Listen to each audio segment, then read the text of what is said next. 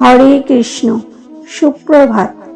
জীবনের যুদ্ধক্ষেত্রে দাঁড়িয়ে আছে আমাদের মন। কখনো দ্বিধা, কখনো ভয়, কখনো আশা, কখনো হতাশা। প্রতিটি মুহূর্তে আমরা প্রশ্ন করি, আমি কি করব? কোনটা ঠিক, কোনটা ভুল, আমার পথ কোনটা? এমনই এক সন্ধিক্ষণে হাজার বছর আগে কুরুক্ষেত্রের রণাঙ্গনে বিভ্রান্ত হয়ে দাঁড়িয়েছিলেন অর্জুন।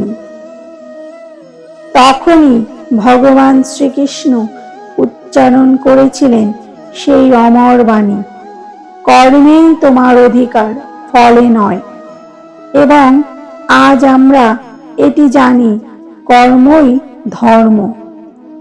আজকের এই ভিডিওটিতে আমরা জানব কেন শ্রীকৃষ্ণ এই কথা বলেছেন, কর্মই কেন ধর্মের সমান, আর সাধারণ মানুষের জীবনে এর বাস্তব প্রয়োগ কি। শেষ পর্যন্ত দেখুন, কারণ এই বাণী আপনার জীবন বদলে দিতে পারে।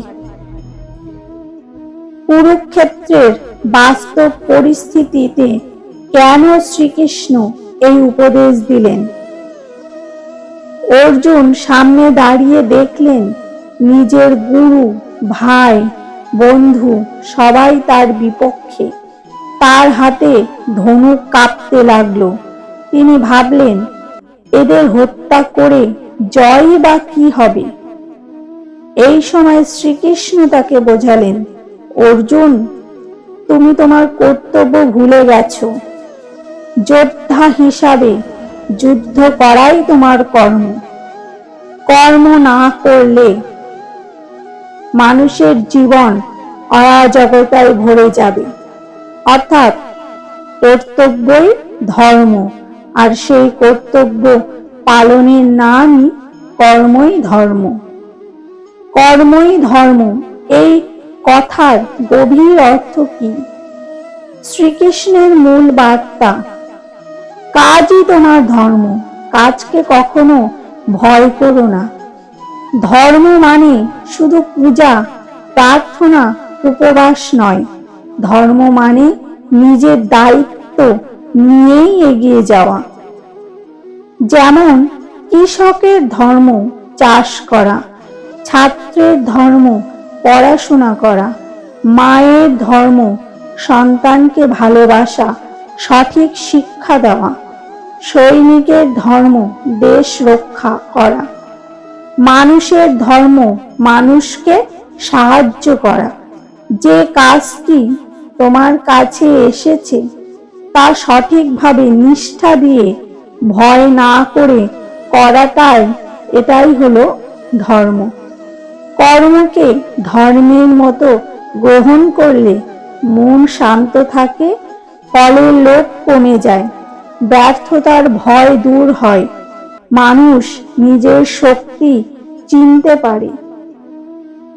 কেন ফলের পিছনে না ছুটে কর্মে মন দিতে বলেছেন ভগবান শ্রীকৃষ্ণ? ফল আমাদের হাতে নয়, ফলের মালিক প্রকৃতি। মানুষের হাতে শুধু চেষ্টা। কারণ তুমি ফল নিয়ন্ত্রণ করতে পারো না, কিন্তু তোমার কর্ম, তোমার চেষ্টা তোমার হাতে 100% থাকে। ফলের চিন্তা করলে মন দুর্বল হয়। কর্মে মন দিলে সফলতা নিজে থেকেই আসে। যেমন পরীক্ষায় পড়া তোমার কাজ, রেজাল্ট তোমার হাতে নয়। ব্যবসায় চেষ্টা করা তোমার কাজ, লাভ লোকসান প্রকৃতির হাতে। ভালোবাসা দেওয়া তোমার কাজ, প্রতিদান অন্যের ইচ্ছা। যেখানে ফলের চিন্তা নেই সেখানে শুধু কর্ম জন্মায়, আর শুদ্ধ কর্মই মানুষকে ঈশ্বরের দিকে নিয়ে যায়। বন্ধুরা, কর্মই ধর্ম, এই শিক্ষা আজকের দিনে কেন বেশি দরকার? আজকের মানুষ অতীত নিয়ে আফসোস করে, ভবিষ্যৎ নিয়ে ভয় পায়, ফলের চিন্তায় দুশ্চিন্তায় থাকে, নিজের কর্মেই মন দিতে পারে না। ভগবান শ্রীকৃষ্ণের শিক্ষা আমাদের এটা বলে যে আজ যা করার এখনই করো, প্রতিটি কাজকে পুজোর মতো করো, ফল আসবে কিন্তু সময় মতো। যখন তুমি কাজে মন দেবে, জীবনে এক অদৃশ্য শক্তি কাজ করবে, যাকে আমরা বলি দৈব সংযোগ।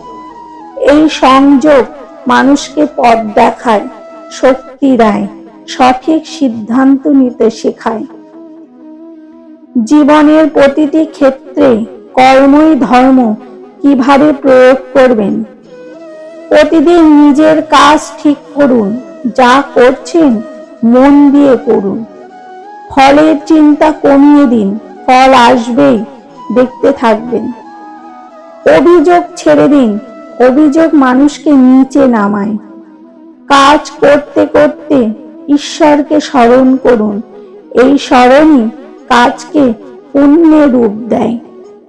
হতাশা হলে গীতার সেই লাইন মনে করুন, কর্মেণ্যেবধিকারস্তে কর্ম তোমার ফল, কর্ম তোমার ফল ঈশ্বরের। জীবন শুধু বেঁচে থাকার নাম নয়, জীবন কর্মের দ্বারা জ্বলে ওঠা এক প্রদীপ। যে প্রদীপ করুণার, ধৈর্যের, পরিশ্রমের আলো ছড়ায়, সেই আলোতেই ঈশ্বরের দেখা মেলে। তাই আজ থেকে মনে রাখবেন, কর্মই ধর্ম, কাজই পূজা, অধ্যবসায়ই জীবন। হরি বল, রাধে রাধে।